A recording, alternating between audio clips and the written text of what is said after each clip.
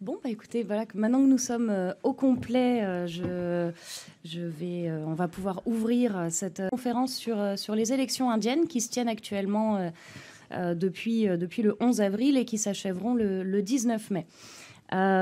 Donc peut-être juste quelques mots d'introduction pour commencer. Plus grandes élections du monde, scrutin hors normes, élection de la démesure, etc. Les superlatifs, on va dire, ne manquent pas pour qualifier ces élections qui se tiennent actuellement dans la plus grande démocratie du monde.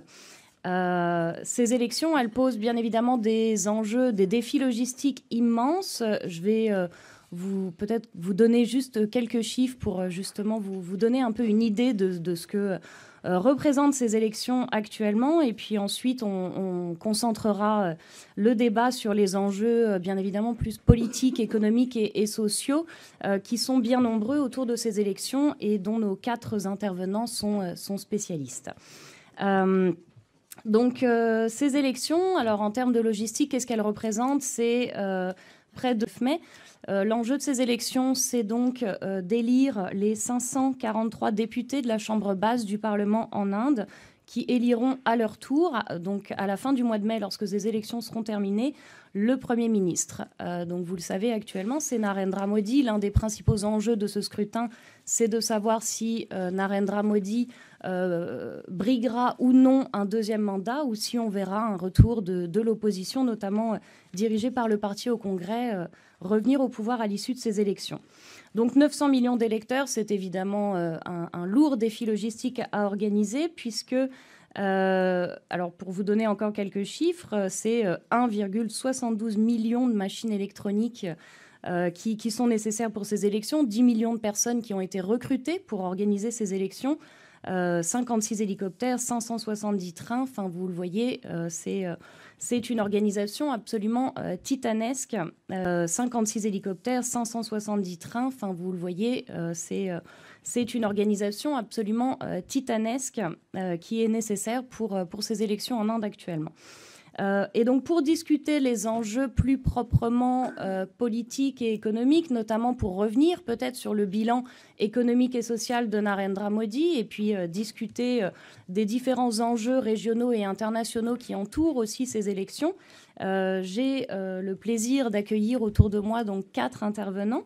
Je vais peut-être commencer par ma gauche, avec... Au sens propre comme figuré. Voilà.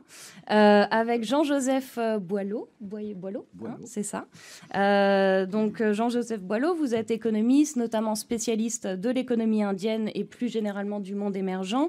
Vous êtes également chercheur associé à l'IRIS et membre du Cercle Cyclope, qui est un réseau d'experts spécialisés dans l'analyse des marchés mondiaux. Mais le dernier en date s'appelle L'Inde ancienne au chevet de nos politiques, publié aux éditions du Félin en 2017. Ensuite, nous avons Charlotte Thomas. Donc Charlotte Thomas est politiste, spécialiste de la minorité musulmane indienne. Vous êtes postdoctorante au CERI actuellement, en charge de l'Observatoire des religions. Et surtout, Charlotte Thomas dirige le programme Asie du Sud au sein du réseau de chercheurs Noria, qui est donc un réseau de jeunes chercheurs sur les questions internationales en général. Et Charlotte est l'auteur d'un ouvrage qui est sorti très récemment, qui s'appelle Pogrom et ghetto, les musulmans dans l'Inde contemporaine, qui a été publié aux éditions Karthala en 2018. Ensuite, à ma droite, nous avons donc Olivier Dallage, qui est journaliste et rédacteur en chef à Radio France Internationale, spécialiste de l'Inde et du Moyen-Orient. Et vous êtes vous-même l'auteur d'un ouvrage qui s'appelle L'Inde, désir de puissance, publié aux éditions Armand Moyen-Orient. Et vous êtes vous-même l'auteur d'un ouvrage qui s'appelle L'Inde, désir de puissance, publié aux éditions Armand Collin en 2017. Et enfin, nous avons aussi le plaisir d'accueillir Isabelle Joumard. Vous êtes économiste senior à l'Organisation de coopération et de développement économique, donc l'OCDE. Isabelle Joumard est responsable à l'OCDE du bureau Inde-Tunisie au département économique. Alors, c'est peut-être pas la traduction la plus exacte en français. Et vous êtes l'auteur principal d'un rapport qui s'appelle l'étude économique de l'OCDE sur l'Inde, dont la dernière édition a été publiée en 2017. Et vous travaillez actuellement sur la version 2019. Écoutez, sans plus tarder, je vous propose maintenant d'ouvrir le débat. Peut-être pour commencer, je vais m'adresser tout d'abord à Olivier Dallage. pour peut-être vous demander dans un premier temps de revenir un petit peu sur aussi les deux grands... peut-être pour commencer, je vais m'adresser tout d'abord à Olivier Dallage pour peut-être vous demander dans un premier temps de revenir un petit peu sur aussi les deux grandes forces politiques en présence dans ces élections, puisque vous savez, nous avons d'une part donc le parti, le BJP, donc le parti nationaliste de Narendra Modi, et face à lui, nous avons l'opposition qui est principalement rassemblée sous la bannière du parti au Congrès. Chacun a fait campagne sur des thèmes très différents.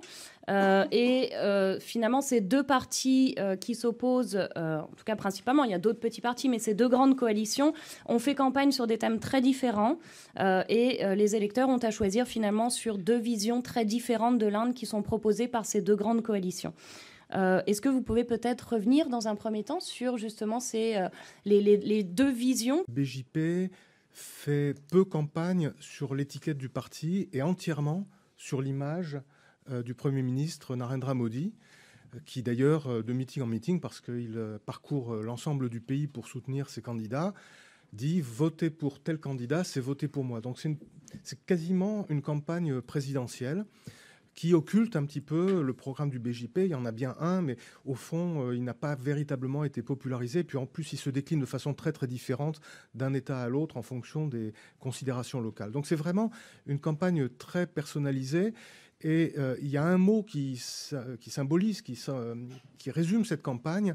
C'est un mot hindi qui est chokidar.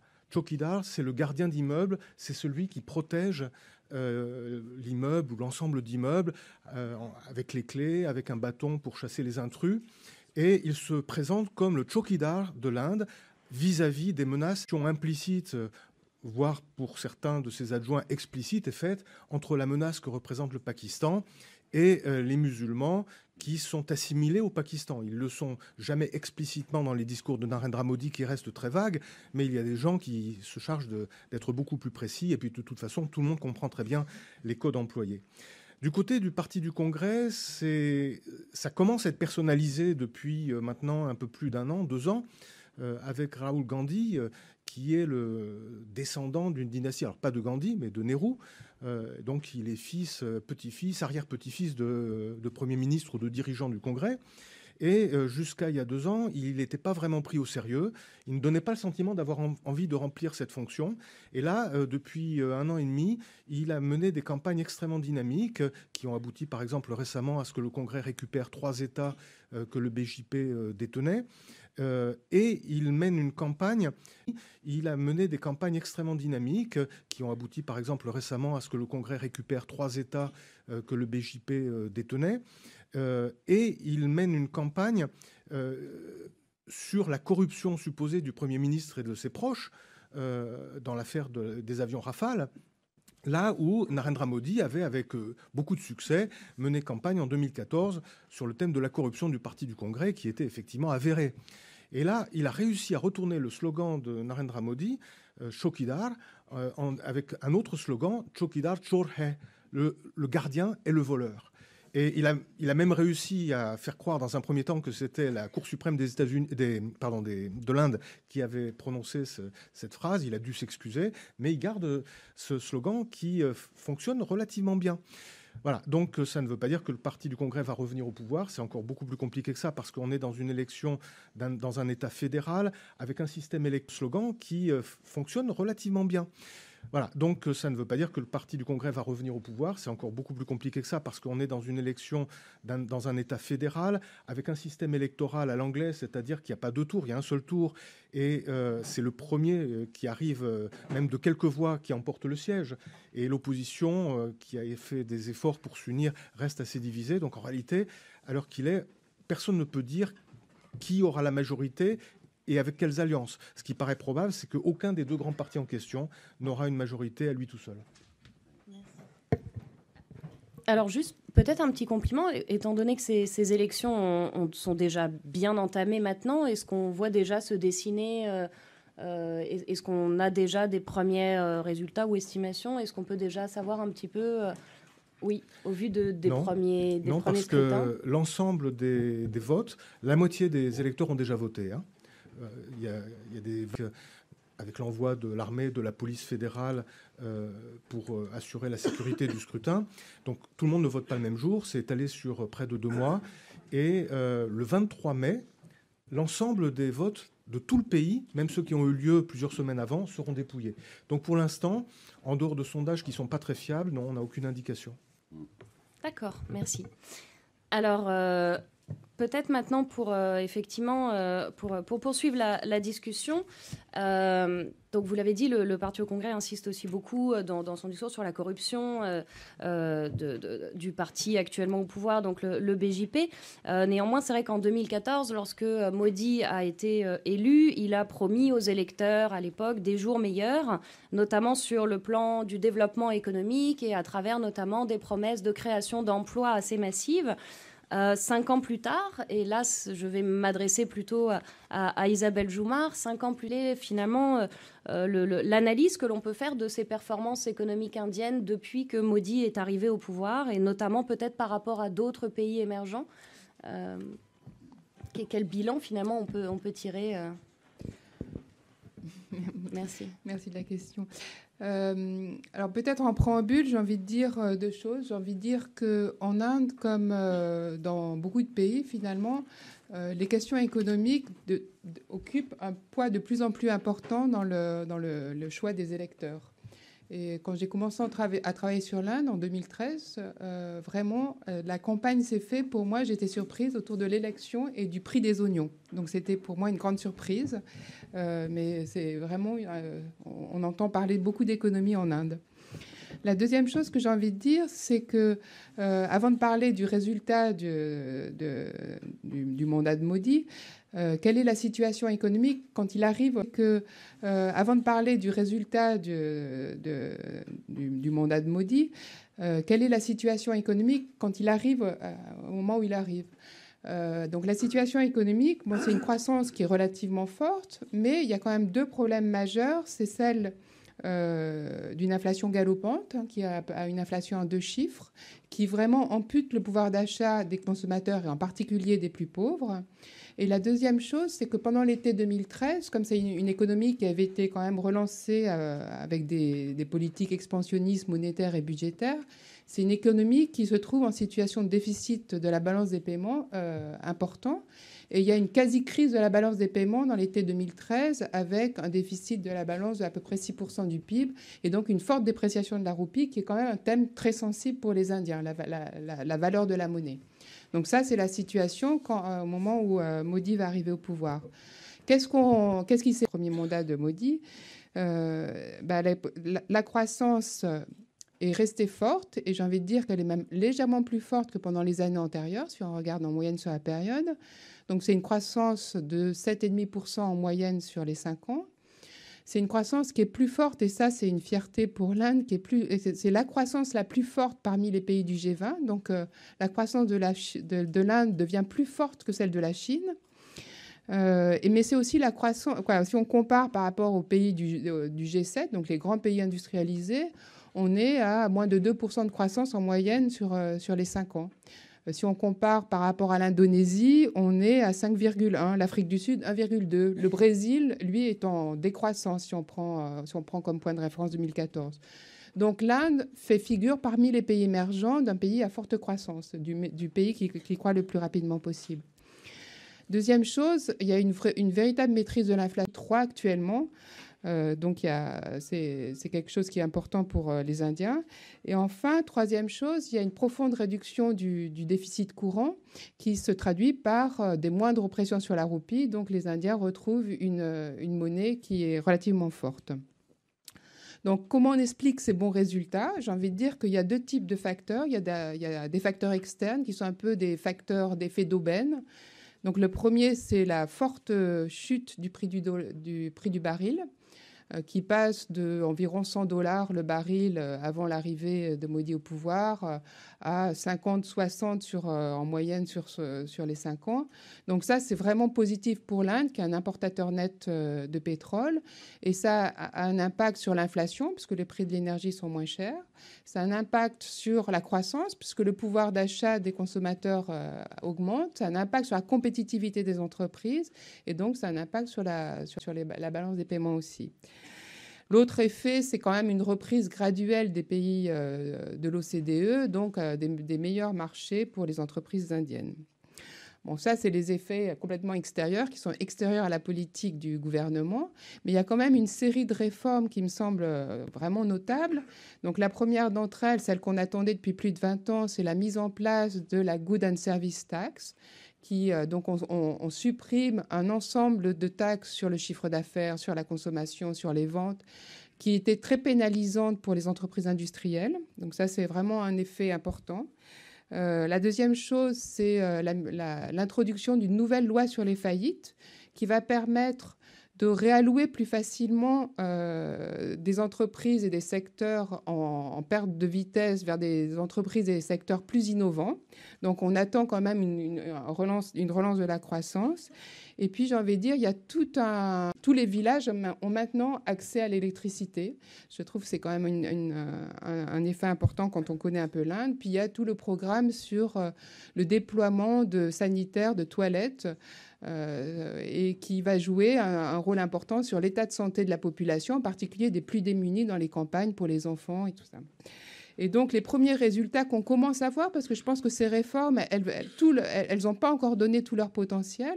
Ce qu'on a vu depuis 2017-2018, c'est un rééquilibrage des moteurs de la croissance. Donc, ce n'est pas seulement une croissance forte, mais c'est un rééquilibrage.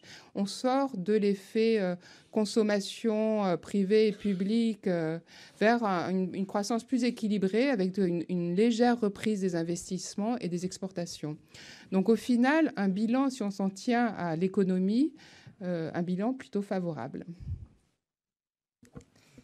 Merci beaucoup. Donc effectivement, actuellement, néanmoins, il me semble qu'il y a aussi beaucoup d'espoir déçu actuellement en Inde par rapport justement aux promesses qui avaient été faites en 2014 par Narendra Modi. Espoir déçu peut-être notamment dans une partie de la classe moyenne indienne qui avait voté pour Modi à l'époque, notamment attiré par les promesses d'emploi et de croissance. Est-ce que peut-être, et alors là je m'adresserai plutôt à Jean-Joseph Boyau, est-ce que vous pouvez revenir un petit peu peut-être sur, à votre tour, sur ce bilan économique et social du mandat de Narendra Modi et nous expliquer peut-être un petit peu pourquoi, en dépit a priori de bons résultats économiques, il semble néanmoins qu'une partie de la population indienne soit déçue et ne soit pas satisfaite du mandat et des promesses qui avaient été faites par Narendra Modi à l'époque. Je ne vais pas avoir exactement la même... soit déçue et ne soit pas satisfaite du mandat et des promesses qui avaient été faites par Narendra Modi à l'époque. Je ne vais pas avoir exactement le même bilan que l'OCDE. Je dirais qu'on a 3-4 paradoxes pour évaluer le bilan des 5 années du mandat de Narendra Modi. Le premier, c'est, oui, 7,5% de croissance. C'est impressionnant sur le papier. J'aimerais quand même que sur le plan technique, les gens comprennent dans la salle, ça ne vous choquera pas. Pas besoin d'être un grand mathématicien pour comprendre que la Chine, qui est 4 fois plus importante que l'économie indienne, quand elle fait 5% de croissance, elle rajoute à son gâteau 3 fois plus que l'économie indienne. Je veux dire, c'est tout bête, mais il faut bien comprendre que ce n'est pas le lièvre et la tortue. Quand elle fait 5% de croissance, elle rajoute à son gâteau 3 fois plus que l'économie indienne. Je veux dire, c'est tout bête, mais il faut bien comprendre que ce n'est pas le lièvre et la tortue. L'écart ne cesse de s'accroître. Le premier paradoxe, c'est celui-là, non pas vis-à-vis de la Chine, mais vis-à-vis des frustrations intérieures. Ce qui me frappe, j'y vais souvent en Inde, j'ai de la belle famille, donc c'est les frustrations qui ont beaucoup augmenté malgré cette croissance-là. Frustration des jeunes. Excusez-moi, le grand débat de l'Inde aujourd'hui, c'est l'emploi des jeunes. Il arrive chaque année à peu près 10-12 millions de jeunes sur le marché du travail. Tenez-vous bien, d'après les données qu'on peut discuter, parce qu'il y a une anarchie statistique en Inde, mais en gros, il y en a 2 millions qui trouvent un emploi dans le secteur dit organisé, c'est-à-dire la sécu, le droit du travail, etc. 3 millions qui le trouvent dans le secteur, etc. 3 millions qui le trouvent dans le secteur inorganisé, mais relativement protégé. Et le reste, c'est pas de l'emploi, c'est du sous-emploi. Et ça, on le voit, les jeunes ont un vrai problème aujourd'hui en Inde. Or, ils avaient été un des vecteurs de la victoire de Narendra Modi, parce que Narendra Modi avait promis aux jeunes du travail. Ça a été un des grands axes de sa campagne, et notamment parce qu'il utilisait les technologies modernes. Et donc, si vous voulez, il apparaissait comme l'homme branché par rapport au Premier ministre précédent, qui était Manmohan Singh, un vieux pépère, gentil, mais enfin, un peu dépassé par tout ça. Deuxième paradoxe. Le tigre du Gujarat, puisque c'était son surnom, hein, le tigre du Gujarat, qui est un grand État qui, sur le plan économique, allait bien, et sur le plan politique, vous le savez comme moi, a donné lieu à ces pogroms anti-musulmans. Enfin, c'est quand même quelque chose qui reste toujours dans la tête aujourd'hui de l'Inde. Du coup, la courbe, elle ralentit quand même très nettement. L'Inde a perdu au moins 2% de PIB. C'est quoi? Premièrement, c'est la démonétisation. C'est comme si demain, M. Macron, que vous adorez, vous disiez... Demain matin, les billets de 10, 20, 50 euros sont plus valables. C'est ce qu'on a appelé la démonétisation. Et des gens, c'est le deuxième groupe qui était derrière Narendra Modi, les petits commerçants, les professions indépendantes, si vous voulez, 90% de l'économie indienne, c'est d'économie dite informelle, pas vraiment, hein, très organisée, mais qui ne ressort pas de ce qu'on appelle l'emploi organisé.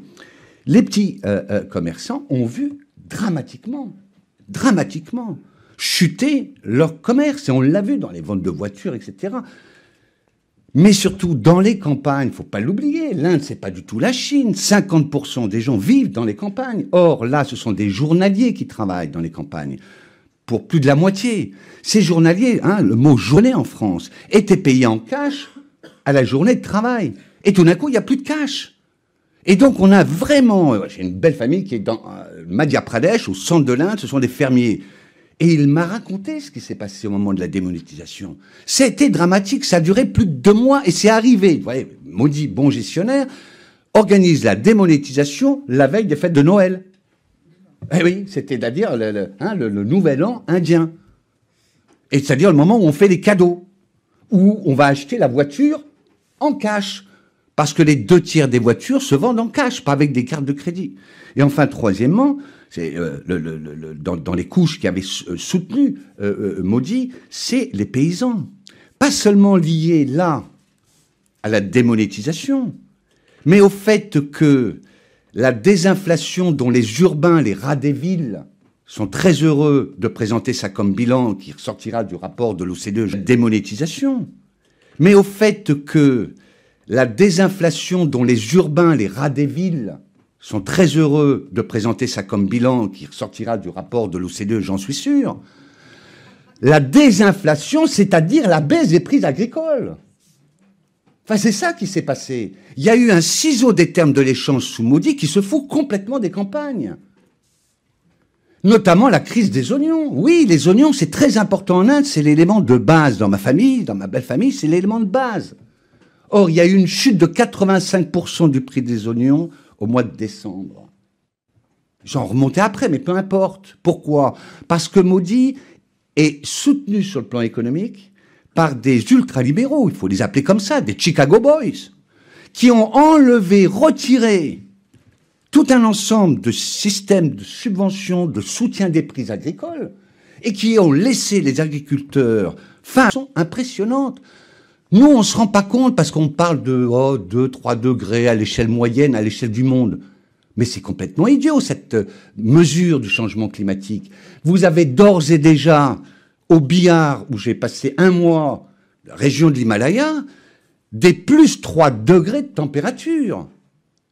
Vous avez une crise de l'eau, mais la sécheresse, là, qui a frappé le Maharashtra, qui frappe le Maharashtra en ce moment, fait que les troupeaux sont mis dans des zones spéciales où on pensait pouvoir leur donner du fourrage et de l'eau, il n'y en a pas assez. Et Narendra Modi se moque complètement des campagnes. Donc ça, c'est les 3 paradoxes importants qu'il faut avoir en tête. De sorte qu'on a vu le Sensex, la bourse, monter. Donc de ce point de vue-là, le bilan est génial. Vous étiez, si vous voulez, avant même qu'il soit élu, la bourse avait gagné plus 30%. Moi, j'ai des fonds indexés sur l'Inde, parce que je fais toujours comme ça, un argent à sa poche, enfin, plus exactement. Hein, et il a encore gagné 20%. C'est le meilleur bilan du Sensex. Le problème, c'est que l'économie est en situation très difficile. Elle ne crée pas d'emploi. Et donc, dire que le bilan économique, les élections vont se jouer sur le bilan économique, c'est pas si sûr, parce que, et je termine peut-être là-dessus, sur cette première salle, Modi ne mène surtout plus la campagne sur les questions économiques. Et ça, c'est un retournement dont Jaffrelot a bien montré il y a 2-3 jours le tournant. En 2014, le seul discours de Modi, c'était le discours sur l'économie, le développement économique. Je vais vous apporter le développement économique. Et on a vu, effectivement, une sorte de raz-de-marée avec beaucoup de gens sceptiques. Hein. Il a été élu avec 30% des voix. Hein. Il ne faut pas croire que Modi, il y a eu 50% des gens qui l'ont élu en 2014. Il y avait 30% de raz-de-marée avec beaucoup de gens sceptiques. Hein. Il a été élu avec 30% des voix. Hein. Il ne faut pas croire que Modi, il y a eu 50% des gens qui l'ont élu en 2014. Il y avait 30%, un noyau fidèle dans lequel il faut mettre 15% d'acharnés. Comme Macron, c'est à peu près la même chose. 15% qui se sont dit pourquoi pas. Parce que le parti du Congrès, c'est quand même pas une alternative, il faut le dire. Et puis les autres étaient un peu sceptiques. Comme il a mené ce discours sur le développement économique, notamment, donc j'ai parlé des jeunes, mais aussi des paysans, des commerçants, ils ont acheté cette carte-là. Et là, c'est extraordinaire. Pendant cette campagne, il n'y a pas un mot sur la question économique dans les discours de Narendra Modi. En réalité, c'est toute ma lecture du cycle Modi. Il commence effectivement sur son agenda économique, et c'est pas mal. C'est pas mal. Même des gens qui étaient sceptiques ont rejoint. C'est très net. Et puis surtout, la majorité musulmane du pays qui se trouve dans cette région-là. Comme c'est le bouc émissaire, c'est avec ça que Narendra Modi mène ses campagnes. Et donc, cette démonétisation a en réalité une vocation politique. Et Narendra Modi passe d'un agenda économique en 2014, et qui rassure le monde entier, à un agenda idéologique et politique à partir de novembre 2018. Et c'est le début de la fin, en réalité. Il ne parle plus d'économie. C'est désormais, et toute sa campagne, c'est sur la question sécuritaire. Ce qui a été dit tout à l'heure est tout à fait exact. C'est notamment les musulmans, le Pakistan, le bouc émissaire, et on va avoir une majorité basée sur ce que Jaffrelot appelle l'ethnie. C'est-à-dire, hein, je suis un bon hindou, un peu blanc, hein, d'ailleurs, parce que dans le sud, on est moins blanc, donc dans le sud, ça se passe plus mal. Et ce passage d'un agenda économique à un agenda idéologique et politique, sécuritaire, est un véritable enjeu basé sur ce que Jaffrelot appelle l'ethnie. C'est-à-dire, hein, je suis un bon hindou, un peu blanc, hein, d'ailleurs, parce que dans le sud, on est moins blanc, donc dans le sud, ça se passe plus mal.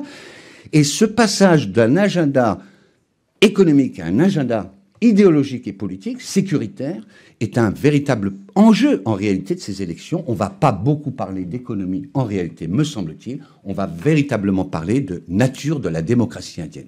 Merci. Bah écoutez, merci beaucoup. Vous m'avez fait ma transition parfaite vers ma prochaine question. Elle me l'avait dit.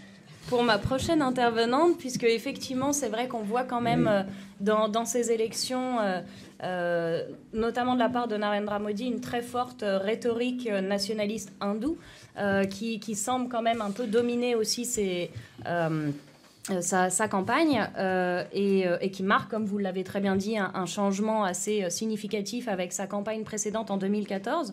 Donc peut-être, qui semble quand même un peu dominer aussi sa campagne et qui marque, comme vous l'avez très bien dit, un changement assez significatif avec sa campagne précédente en 2014. Donc peut-être, et alors là je vais m'adresser à notre spécialiste de ces questions-là, donc à Charlotte Thomas, il me semble qu'il est effectivement important peut-être de mieux comprendre finalement quels sont un peu les fondements de cette rhétorique nationaliste hindoue que l'on entend dans la bouche de Narendra Modi, et peut-être aussi plus généralement, donc au-delà de nous rappeler un petit peu en quoi consiste cette rhétorique, est-ce que vous pouvez peut-être nous dire aussi quelques mots de la situation, tout simplement, des musulmans en Inde aujourd'hui? Qu'est-ce qu'ils peuvent craindre aussi, eux, d'une réélection de Narendra Modi, et surtout aussi face au discours un peu de haine, puisque je pense qu'on peut les qualifier comme tels de la part du BJP actuellement. Quelle est face à lui la stratégie ou le discours qui est à contrario apporté par l'opposition et en particulier donc par Raoul? À plusieurs égards. Le premier, parce que la personne, le théoricien qui a fondé cette notion de démocratie ethnique, en fait, considérait cette conception de la démocratie non pas comme une forme dévoyée de démocratie, ça s'applique à Israël, mais comme une forme autre de démocratie, ce qui alors que telle que la démocratie ethnique est utilisée aujourd'hui, et elle est utilisée pour définir un régime qu'on montre beaucoup de manques sur lesquels je vais revenir. Donc, d'une part, sur le point de vue théorique et sur le point de vue aussi vraiment appliqué à l'Inde. Alors, là, on euphémise un peu en appelant démocratie ethnique, ce qui est en fait une tendance plus à l'autoritarisme d'un pouvoir qui se centralise d'autant plus. Donc, la démocratie, à mon sens, ne tient pas. Et le qualificatif d'ethnique ne tient pas non plus, au sens où le discours, comme vous l'avez rappelé, qui est proposé, le discours identitaire qui est proposé par Narendra Modi, s'appuie en fait sur une identité de haute caste d'Inde du Nord, qui exclut donc toutes les basses castes, qui sont également victimes de lynchage pour consommation de... Pour revenir plus précisément sur les crédits de Narendra Modi au regard des minorités ethniques, donc Narendra Modi était alors aussi le tigre, je sais plus, je crois que c'était le tigre du Gujarat, mais aussi le boucher du Gujarat, qui est son autre qualificatif et qui mérite qu'on s'y attarde, puisque dans l'ouvrage Khalissa, gentiment mentionné, je travaille justement sur en fait les pogroms qu'a organisé Narendra Modi en 2002 dans l'État qu'il gouvernait, le Gujarat, où 2000 musulmans ont été tués, et 150 000 autres ont été déplacés sans aucun secours après de la force publique pour l'assistance et la réinsertion de ces victimes. Donc effectivement, Narendra Modi est ce qu'on appelle un nationaliste hindou dur, puisque pour la première fois, l'Inde s'est dotée d'un Premier ministre qui a été formé dans un groupe qui s'appelle le RSS, qui a été fondé dans les années 20 sur le modèle, en gros, pour le dire assez rapidement, mais des phalanges fascistes, donc avec un entraînement militaire, un salut au drapeau, etc. Et l'idéologie de ce mouvement, l'hindutva, l'hindouité, c'est la promotion d'une Inde strictement hindoue, dont lequel les minorités chrétiennes et musulmanes, mais également chrétiennes, puisque les fêtes de Pâques ont été l'occasion. Et l'idéologie de ce mouvement, l'hindutva, l'hindouité, c'est la promotion d'une Inde strictement hindoue, dont lequel les minorités chrétiennes et musulmanes, mais également chrétiennes, puisque les fêtes de Pâques ont été l'occasion, si je puis dire, d'attaques sur la minorité chrétienne également. Donc ces deux minorités sont considérées comme étrangères et comme des corps étrangers enclavés dans l'Inde et doivent ou bien se convertir à l'hindouisme ou bien quitter le territoire. Donc ça, c'est pour un petit peu poser le débat. Pour revenir également sur la campagne de 2014, il est vrai que Narendra Modi, lui, a pour porter l'accent sur son bilan économique du Gujarat. Il y aurait aussi beaucoup à redire là-dessus. Mais en revanche, son bras droit, Amit Shah, qui est aujourd'hui le président du BJP, lui, s'est chargé des discours identitaires. En 2014, il a été notamment suspendu de campagne pour incitation à la haine intercommunautaire à l'encontre des musulmans. Donc c'est dans ce contexte qu'arrive Narendra Modi en 2014 au pouvoir. Ces tendances... Donc c'est dans ce contexte qu'arrive Narendra Modi en 2014 au pouvoir. Ces tendances nationalistes ont été en fait, se sont développées, ou en tout cas ont pu s'exprimer librement pendant les 5 années du mandat, puisqu'il y a eu plusieurs campagnes. Donc il y a des campagnes de reconversion forcée à l'hindouisme qui sont menées par des groupes qui ne sont pas directement liés au BJP ou à des groupes nationaux, pas directement liés au BJP, mais qui en fait sont liés à tout l'aréopage de formation nationaliste et surtout qui bénéficient d'un laisser-faire et d'un laisser-faire de la part du Premier ministre. Donc campagne de reconversion, campagne de lynchage, comme je l'expliquais tout à l'heure, suite à la consommation de viande. Donc des brigades de vigilantisme hindous se sont formées pour aller traquer, entre guillemets, enfin pas entre guillemets d'ailleurs, pour aller traquer les musulmans ou aussi d'ailleurs les basses castes soupçonnés de action à laquelle personne ne prête assistance. Et à ces événements, la réaction de Narendra Modi a été, pour reprendre l'expression d'un collègue, Balveer Arora, le silence stratégique, c'est-à-dire ou bien il n'a rien dit, ou bien il a condamné ces attaques 5, 6, 7 jours plus tard. Donc de fait, l'impact est moindre. Il y a aussi des campagnes, le Love Jihad, donc qui consiste en fait à aller recapturer les femmes hindoues qui auraient été, qui seraient en fait dans des mariages mixtes avec des musulmans ou des chrétiens, en considérant que donc elles doivent revenir dans le giron de l'hindouisme tel qu'il est projeté par le nationalisme hindou, étant donné que ce nationalisme est complètement recréé d'un point de vue politique. Donc effectivement, sous le gouvernement de Narendra Modi, les minorités en fait ont vraiment subi en fait un régime de plus en plus autoritaire à leur égard, et effectivement la mise en exergue d'une identité. L'Uttar Pradesh, donc l'État le plus peuplé indien, est gouverné depuis 2015, je crois, 2016, par un charmant 2017. Voilà, oui, exact, 2017. Donc par un charmant ministre en chef, Yogi Adityanath, qui a quand même été lui mis en accusation et a fait de la prison, si je ne m'abuse sur ça, parce qu'il a créé lui-même un groupe de vigilantisme contre les musulmans et les chrétiens. Et c'est à l'heure actuelle le ministre en chef du plus grand État indien. Donc tout ça pour poser un peu le débat. Face à ça, très brièvement, pour conclure et répondre sur la question de l'opposition. Alors globalement, depuis 2014, et ce qu'on observait déjà à la loupe sur l'état du Gujarat, mais le parti du Congrès et les partis régionaux, qui sont quand même très très importants également, mais peinent à proposer un discours identitaire assez fort pour faire contrepoids en fait à ce discours nationaliste important également, mais peinent à proposer un discours identitaire assez fort pour faire contrepoids en fait à ce discours nationaliste hindou. Et je considère qu'il y a une vraie droitisation sur le plan idéologique de la scène politique indienne, parce que effectivement, et on l'a vu avec le cas du Cachemire, aujourd'hui, défendre les minorités musulmanes ou chrétiennes, c'est s'aliéner une partie de l'électorat, même une partie de l'électorat qui n'est pas forcément acquise au BJP. Donc du coup, le Parti du Congrès est très prudent sur ses discours identitaires, va plutôt aller chercher Modi sur ce qu'on disait, les scandales, la corruption et le fait qu'il n'a pas rempli ses promesses économiques. Mais sur le plan identitaire, non, on n'a pas du tout un discours très fort de défense des minorités. Ça, certainement pas. Merci beaucoup Charlotte. Alors je vais poursuivre avec vous et enchaîner sur une autre question. C'est invité aussi à son tour dans les élections, qui a ramené aussi le Pakistan, un peu la question pakistanaise sur le devant de la scène au moment de ces élections. Est-ce que justement, donc, dans ce contexte électoral, cet attentat du 14 février n'est pas ou n'a pas été finalement une aubaine pour Narendra Modi? Est-ce qu'elle ne lui a pas servi justement à alimenter sa rhétorique? Et surtout que, comme on le disait au départ, il y a un amalgame quand même assez important en Inde qui est fait entre les musulmans et le Pakistan. Et donc, plus généralement, au-delà de cet attentat, finalement, quelle est un peu la place du Pakistan dans ces élections indiennes aujourd'hui? Comment est-ce que ce pays s'est un peu invité dans ces élections? Est-ce que vous avez peut-être aussi des éléments, par exemple, sur le positionnement du Premier ministre pakistanais? Est-ce qu'il s'est prononcé, lui aussi, sur les élections indiennes? Alors, sur ce que pense Imran Khan, donc le Premier ministre pakistanais, j'ai moins d'éléments. Le ministre pakistanais, est-ce qu'il s'est prononcé, lui aussi, sur les élections indiennes? Alors, sur ce que pense Imran Khan, donc le Premier ministre pakistanais, j'ai moins d'éléments.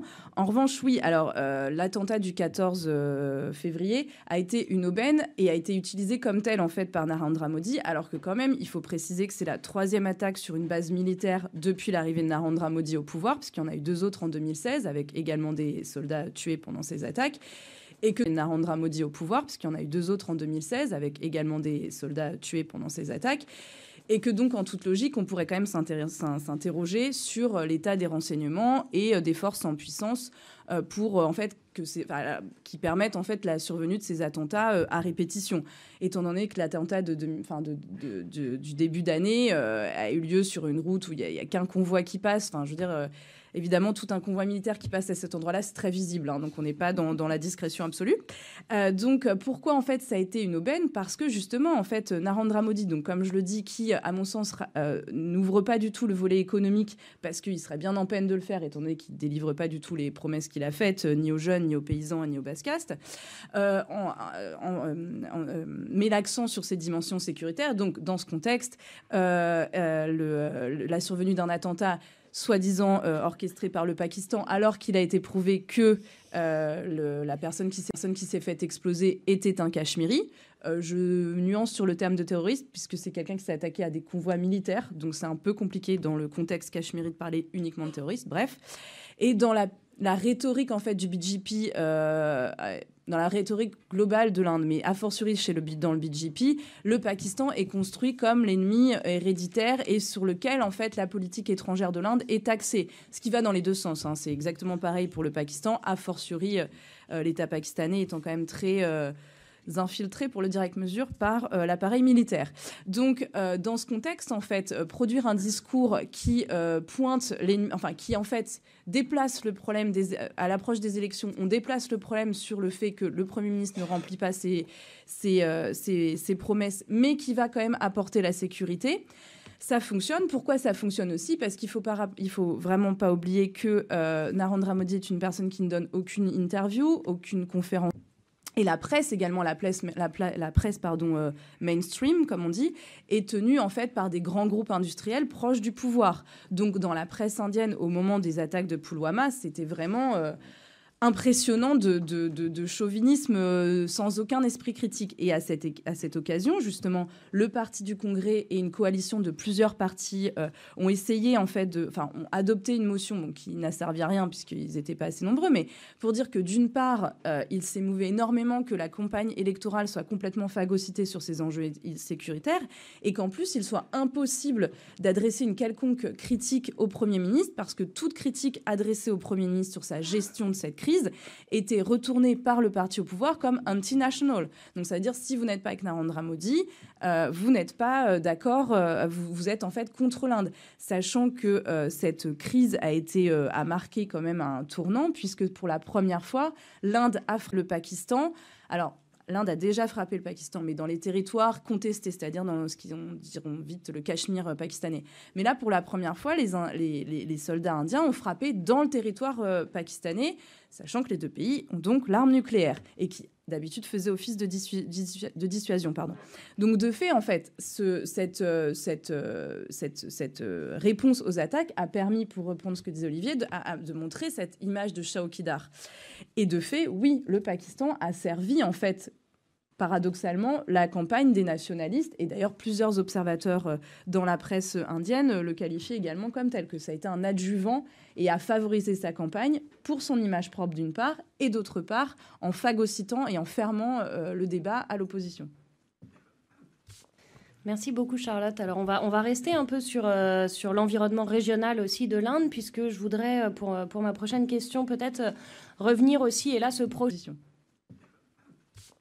Merci beaucoup Charlotte. Alors on va rester un peu sur l'environnement régional aussi de l'Inde, puisque je voudrais pour ma prochaine question peut-être revenir aussi et là se projeter. Alors on a parlé jusqu'à présent un peu des enjeux du bilan économique et social de Narendra Modi, de la question nationaliste, mais si on se projette un petit peu maintenant aussi sur l'après-élection, sur les enjeux aussi qui attendent l'Inde dans les années à venir, et là je vais m'adresser à Olivier Dallage. Oui, bien sûr, mais c'est jusqu'à 20h et vous aurez 30 minutes à la fin pour poser les questions.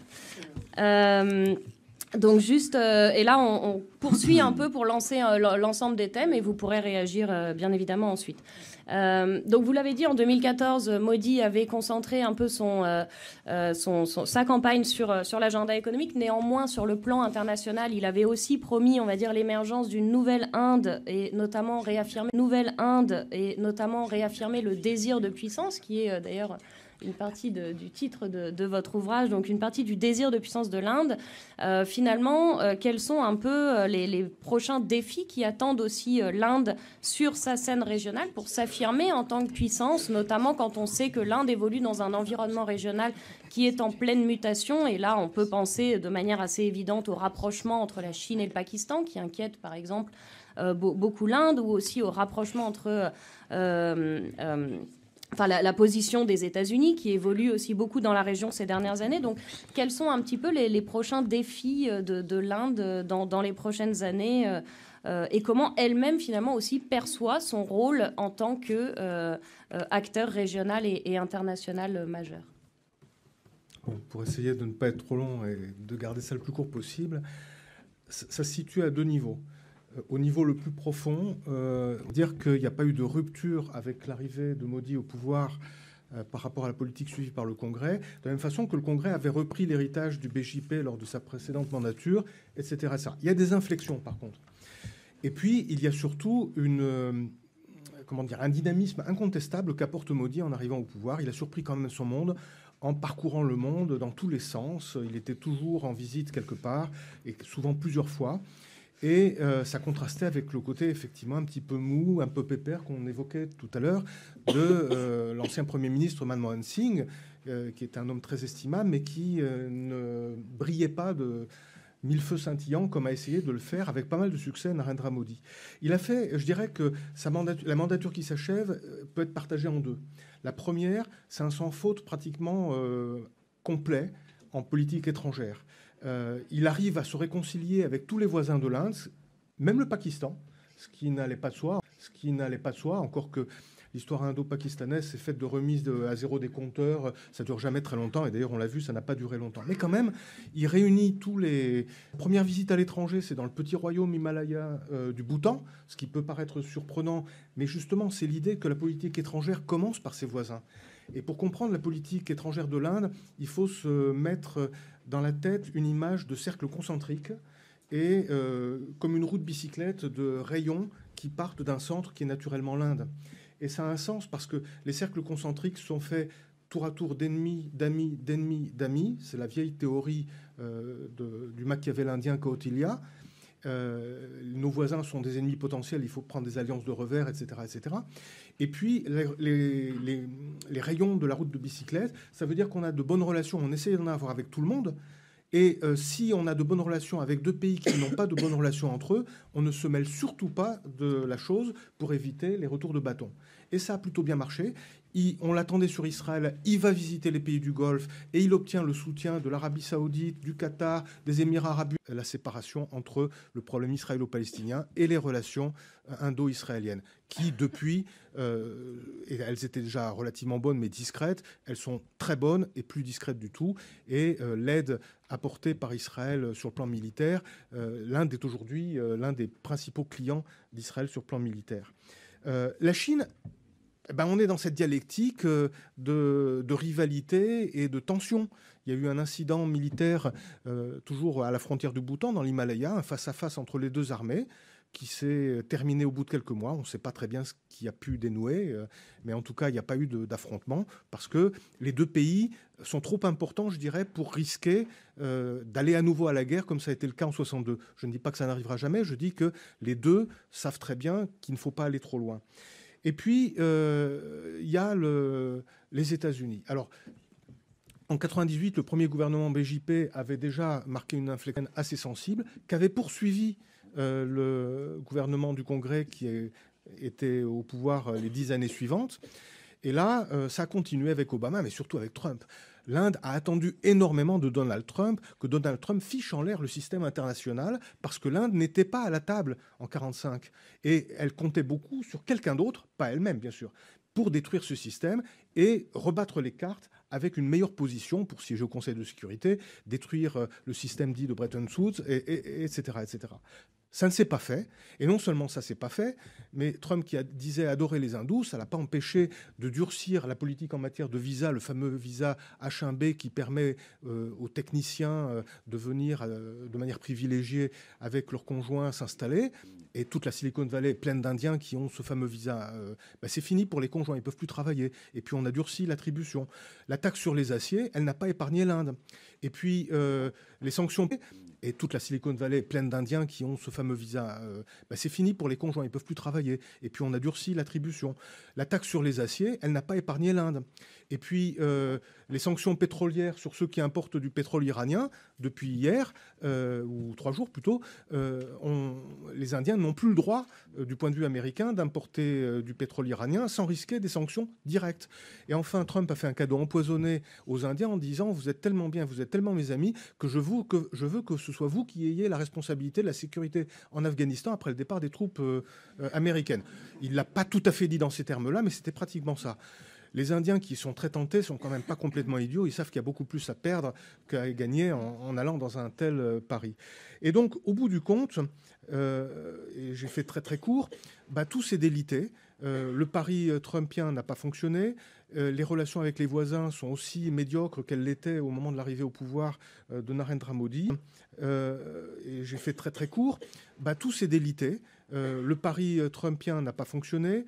Les relations avec les voisins sont aussi médiocres qu'elles l'étaient au moment de l'arrivée au pouvoir de Narendra Modi. Et les grands défis, notamment la rivalité avec la Chine, sont ce qu'ils étaient avant également son arrivée. Donc je dirais qu'il y a cette permanence. La géopolitique, c'est un peu ça aussi. C'est que les gouvernements changent, mais la géographie, elle est toujours là. Et puis, ce que n'arrive pas à faire l'Inde, c'est peser suffisamment pour empêcher les Russes de se rapprocher des Chinois. Mais du point de vue russe, la Chine est malgré tout plus importante que l'Inde, même si on cherche à avoir de bons rapports avec l'Inde. Et au bout du compte, cette roue concentrique avec des rayons qui a des amis partout, elle pèse pas tellement sur le cours des affaires du monde. Merci beaucoup, Olivier. Je vais poser une dernière question à nos 2 économistes avant d'ouvrir ensuite le débat avec vous, puisque au-delà des perspectives donc internationales, on va dire, de l'Inde, est-ce que peut-être je peux demander à Isabelle dans un premier temps et puis à Jean-Joseph de nous dire, de leur point de vue, quels sont un peu aussi les défis et priorités économiques du prochain gouvernement indien à l'issue de ces élections. Merci. Donc, c'est bien parce que je vais être d'accord sur certains points avec M. Boileau, peut-être de façon moins machiavélique. Donc, pour moi, les grandes priorités du gouvernement indien, il y en a au moins 4. La première, c'est effectivement la création d'emplois. Effectivement, le gouvernement indien a promis des emplois. Il y a 11 à 12 millions de personnes qui entrent sur le marché du travail chaque année. Et pour l'instant, on a l'impression qu'il n'y a pas autant d'emplois qui ont été créés, mais on ne peut pas le dire. Parce que pour les chiffres de l'enquête, les derniers chiffres dont on a, la disponibilité, date de... effectivement, suggère que, le taux de chômage a augmenté, qu'il frappe en particulier les femmes et les jeunes, et que le taux de participation a aussi baissé, et qu'enfin, la qualité de l'emploi est déplorable. Donc ça, c'est le premier enjeu. Le deuxième enjeu, c'est la question des inégalités et de la pauvreté extrême, quand même, qu'on puisse le dire encore. Donc, c'est la même chose. On n'a pas les chiffres, puisque cette fameuse enquête n'a pas été publiée. Mais on a des chiffres partiels qui tendent à montrer que, par exemple, les 1% les plus riches en Inde s'approprient 50% de la richesse, du stock de richesse. Je ne suis même plus en flux, mais je suis en stock. Donc c'est un des pays qui est le plus inégalitaire au monde. La Russie fait pire, mais dans les autres pays, par exemple la France, on est 1% des plus riches pour 20% des richesses. Donc l'Inde fait pire que la plupart des pays émergents. Donc ça, c'est le deuxième enjeu. Le troisième enjeu, c'est celui des services publics. La qualité des services publics, ça me semble effectivement un vrai enjeu. On ne peut pas produire des services de soins de qualité quand on ne dépense que 1,5% de son PIB sur les soins de santé en termes publics. Donc ça, c'est à titre informatif. En France, c'est 11% du PIB, alors qu'on est quand même un PIB beaucoup plus élevé. Donc ça, c'est un vrai enjeu. Et enfin, le troisième enjeu majeur, ça va être difficile d'en parler longuement, mais c'est celui de la pollution et de la gestion des villes. La pollution en Inde est vraiment très importante, la pollution des sols, la pollution de l'eau.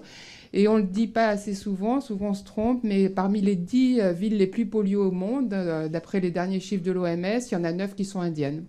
Et donc c'est un vrai enjeu parce que quand on sait que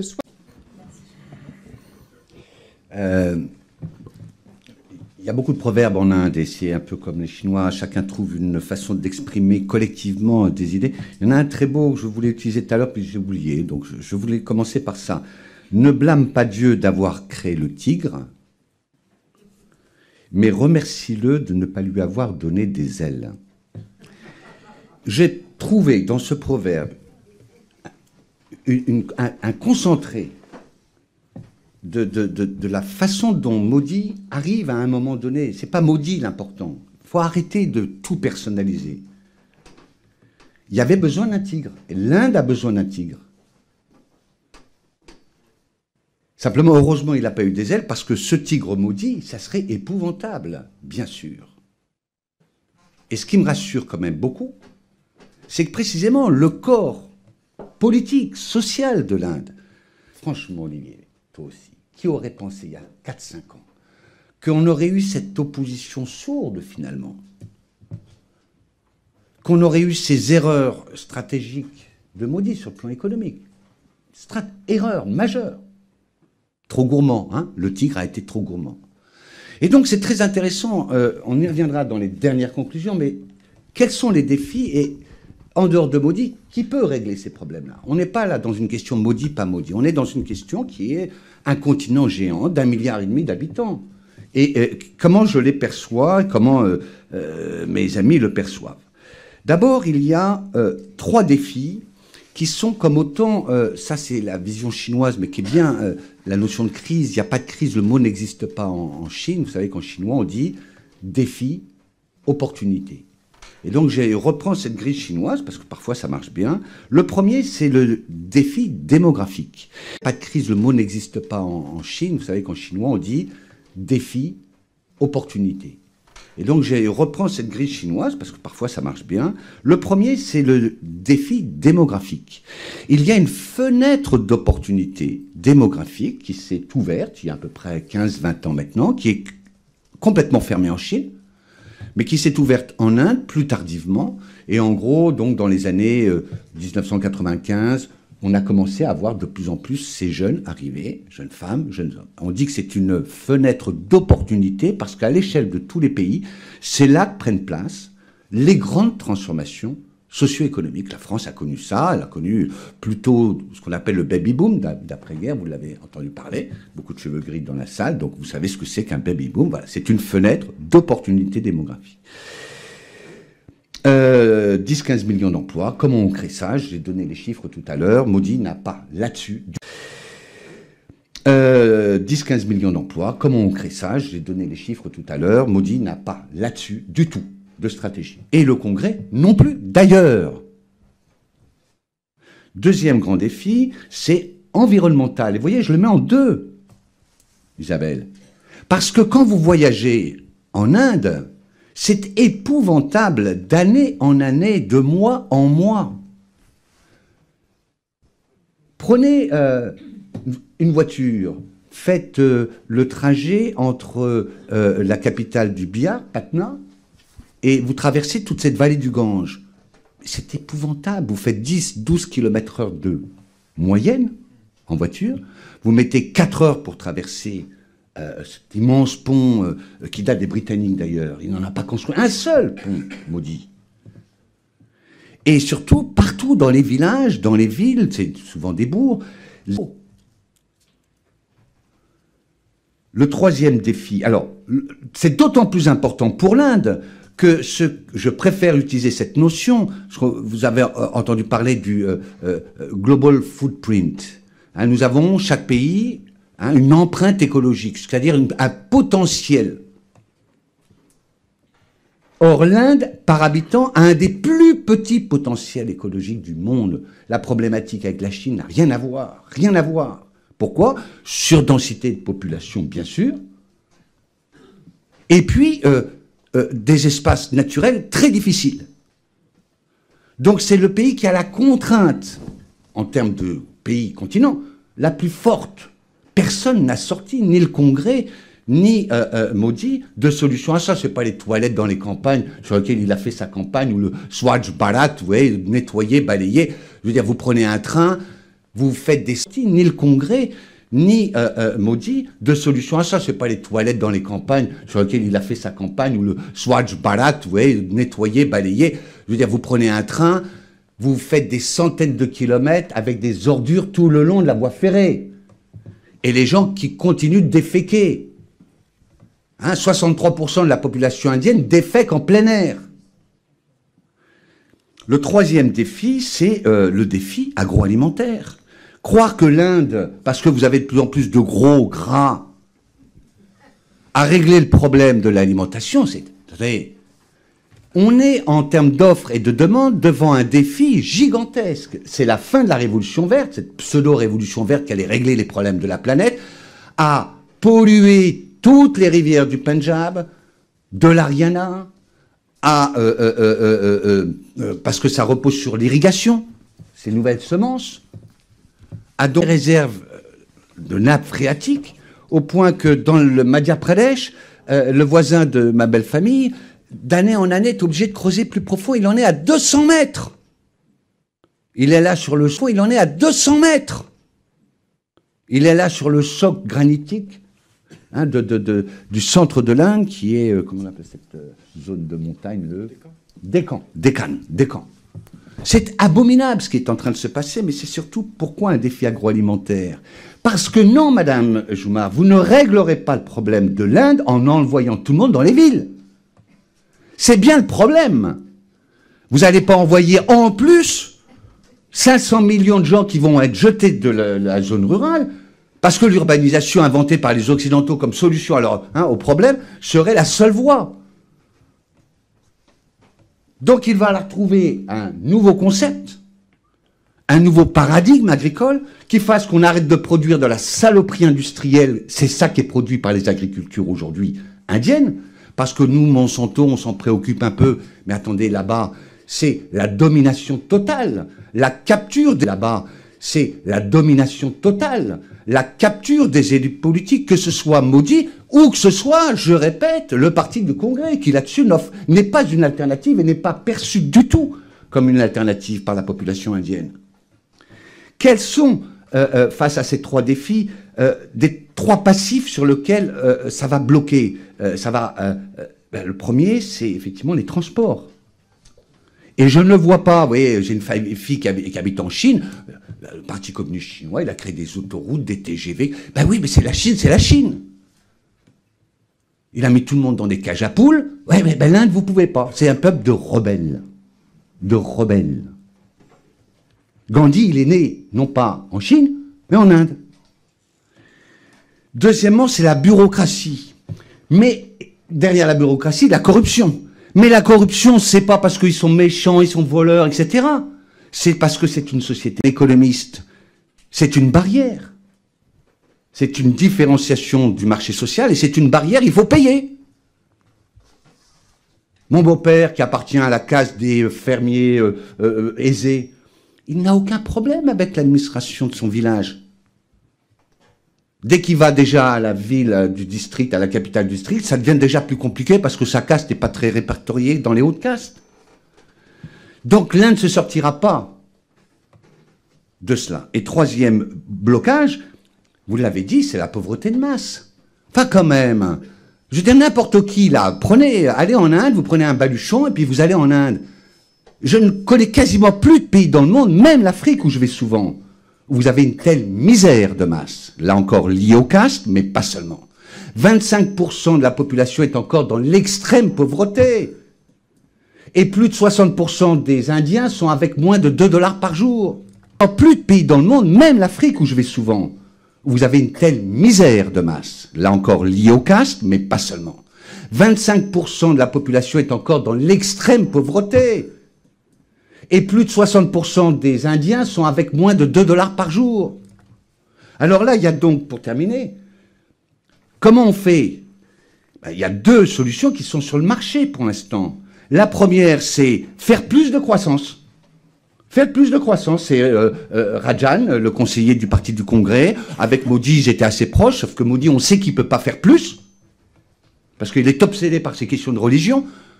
Hein, quand vous mettez 35 millions de musulmans de l'Uttar Pradesh au chômage technique, vous ne pouvez pas avoir une croissance. Ça, c'est pas possible.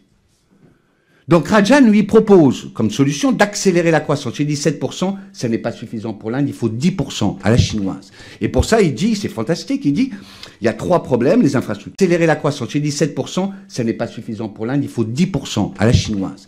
Et pour ça, il dit, c'est fantastique, il dit, il y a 3 problèmes, les infrastructures, j'en ai parlé, l'énergie. Attendez, vous dites qu'il y a de l'électricité, mais vous allez dans les villages et les bourgs de l'Inde. Ah, ils sont équipés, il y a des fils. Mais 18 heures, 20 heures par jour, il n'y a pas d'électricité. Vous ne pouvez pas avoir une industrie. C'est impossible. Oui, je conclus. Oui, mais enfin, ils sont intéressés. Donc Rajan dit, pour arriver à régler ces problèmes, il faut décentraliser au maximum. Et ça, c'est la question fondamentale. C'est pourquoi il dit qu'il faut décentraliser à cause de ces obstacles. Décentraliser, ça veut dire quoi? Ça veut dire qu'il faut aller et redonner aux États, aux districts, véritablement les moyens de... Eh bien oui, mais ça c'est le modèle de Gandhi. Mais pas du faux Gandhi. C'est-à-dire que le Raoul Gandhi, c'est pas un Inde. Vous trouvez dans des villages aujourd'hui, dans des bourgs, vous trouvez des personnalités charismatiques qui continuent de se revendiquer de cet héritage. Et c'est les 4 S, et vous allez voir pourquoi on a au niveau global les élections politiques, mais au niveau infra-politique, vous avez ces 4 S en activité, Swaraj, c'est-à-dire l'autonomie, la vraie liberté. De ce point de vue-là, effectivement, Modi est complètement à l'opposé de cette tradition indienne. Deuxièmement, vous avez Swadeshi, c'est-à-dire l'autonomie locale, régionale. J'ai suivi une expérience en grandeur nature dans un État qui n'est pas petit, c'est la moitié de la France, l'Andhra Pradesh. Pour ceux qui me lisent de temps en temps, j'ai parlé du ZBNF, Zero Budget Natural Farming, entièrement, c'est un modèle alternatif entièrement fondé sur l'agrobiologie et la distribution de proximité. Elle s'énerve. Sarvodaya, ZBNF, Zero Budget Natural Farming, entièrement, c'est un modèle alternatif entièrement fondé sur l'agrobiologie et la distribution de proximité. Elle s'énerve. Sarvodaya, c'est l'idée du revenu universel repris par aujourd'hui effectivement le Parti du Congrès, mais c'est surtout l'idée chez Gandhi, dans son programme économique, l'emploi et le revenu garanti. Et ça, c'est en train, petit à petit en Inde, finalement, le programme du Parti du Congrès, le NREGA, ça s'est appelé, hein, qui était la garantie de l'emploi, qui a été créé dans les années 90 à peu près, c'est des millions d'emplois locaux. Et enfin, dernière chose, Satyagraha. Satyagraha. Satya, la vérité. Graha, c'est s'agripper à la vérité de façon non violente, méthode non violente. C'est-à-dire l'antithèse, justement, du programme Gandhi. Quelle est l'Inde qui résiste à Modi aujourd'hui? Vous allez voir, je mets ma main au feu. Il fera 12-15% maximum des voix. Il n'est pas populaire, ils appartiennent à cette élite qui parle à peine le hindi, etc. Sa sœur est un peu plus populaire. Qui gagne les élections ou qui va s'opposer à Gandhi? C'est les partis régionaux. Et ces partis régionaux, c'est ceux qui sont pour la décentralisation. Je les fréquente de plus en plus sur le terrain et je suis frappé de voir que c'est cette aspiration-là dont ils parlent, alors qu'ils n'arrivent pas à ces élections. C'est très probable, à faire un front uni, commun. Ça, c'est possible. Mais peu importe. Ce qui est en train de se passer en Inde, c'est la construction de ces 4 S, sans que ça soit le Gandhi roué qu'on vous a vendu au niveau complètement stupide en Occident. Hein. Il était un peu plus futé que ça, lisez-le dans le texte, vous verrez. Il dit il y a un idéal, c'est ces 4 S, et puis on va à l'indienne trouver les moyens de le mettre en œuvre ou de ne pas le mettre en œuvre. C'est pour ça que je voulais prendre un peu plus de mon temps de parole, et je ne dis plus rien après. Les 4 S, et puis on va à l'indienne trouver les moyens de le mettre en œuvre ou de ne pas le mettre en œuvre. C'est pour ça que je voulais prendre un peu plus de mon temps de parole, et je ne dis plus rien après. Là, je vais C'est ça qui est discuté. vous enlever le micro. C'est ça qui est discuté en Inde. Le AAP, par exemple, c'est le Aam Admi Party, n'a pas fait une percée extraordinaire, mais quand même. À Delhi, c'est lui qui tient. Or, le AP, le livre-programme du AP, Kejriwal, c'était Swaraj. Merci Jean-Joseph. Écoutez, je pense qu'on peut déjà remercier l'ensemble des intervenants pour leur première présentation. Maintenant, je vais ouvrir la salle, ouvrir en tout cas la partie des questions. Il nous reste à peu près 20 minutes pour poser des questions. J'en vois une au premier rang déjà. Nous en avons 3-4. Alors, je vous propose qu'on prenne un premier tour de 4-5 questions. Je vous demanderai si possible, même pas si possible, je vous demanderai d'être concis dans vos questions. Avec quand même 8 exceptions de pays, dont l'Inde, qui pouvait acheter son pétrole auprès de l'Iran, jusqu'à la révocation de cette permission par le président Trump. Est-ce qu'il y a du pétrole en Inde? J'ai entendu dire qu'il y en avait. Alors, est-ce qu'il y a des nappes de telle sorte qu'ils soient autonomes un jour? Et puis, deuxième question, j'ai pas très bien compris votre philosophie vis-à-vis de la natalité, de la démographie. Est-ce que l'Inde, sur beaucoup de plans, veut rattraper toujours le voisin chinois? Est-ce que il y a des horizons démographiques de natalité indienne de telle sorte qu'ils se fassent rivalité l'un l'autre? Est-ce que ça passe dans les mentalités des populations locales? Il y a des horizons démographiques de natalité indienne de telle sorte qu'ils se fassent rivalité l'un l'autre? Est-ce que ça passe dans les mentalités des populations locales le fait de freiner un peu, comme les objectifs du millénaire en 2000 l'avaient posé? L'éducation des femmes est un facteur de lutte contre la pauvreté et de baisse des natalités. Est-ce que ça rentre dans la conscience des populations locales, ça? Merci. Est-ce qu'on peut avoir un micro au premier rang aussi, s'il vous plaît? Alors, il y aura ce monsieur, et ensuite, je vous donnerai la parole aussi. Merci. Et...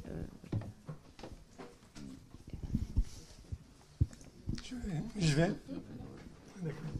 Oui, donc je vous remercie de ces interventions toutes. Je vous donnerai la parole aussi. Merci. Et...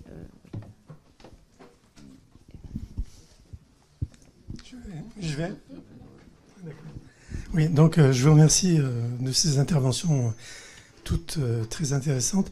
Je m'appelle Jean-Raphaël Pétrinier, je travaille au ministère des Affaires étrangères et européennes, chargé de l'Asie au CAPS, au Centre d'analyse de prévision et de stratégie.